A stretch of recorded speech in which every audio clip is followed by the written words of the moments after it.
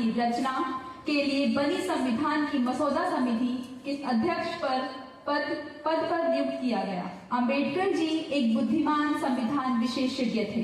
उन्होंने लगभग 60 देशों के संविधान का अध्ययन किया था। अंबेडकर जी को भारत के संविधान का पिता के रूप में मान्यता प्राप्त है। अंबेडकर जी द्वारा तैयार किए गए संविधान के पाठ में व्यक्तिगत नागरिकों के लिए नागरिक स्वतंत्रता की एक विस्तृत श्रृंखला के लिए संवैधानिक गारंटी और सुरक्षा प्रदान की गई है। अंबेडकर जी ने महिलाओं के लिए, उनकी समस्याओं के लिए, उनकी स्थिति सुधारने के लिए भी बहुत कार्य किया। संविधान सभा द्वारा 26 नवंबर 1949 को संविधान अपनाया गया था।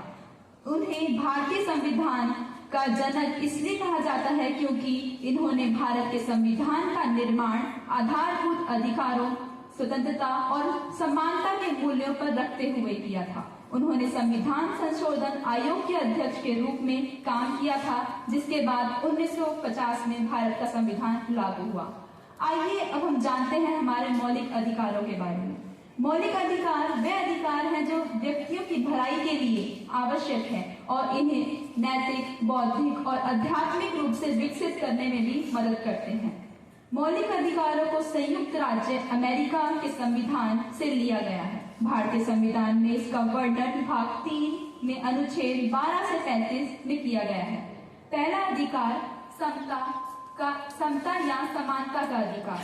राज्य सभी व्यक्तियों के लिए एक समान रूप से कानून बनाएगा एवं एक समान रूप से लागू करेगा।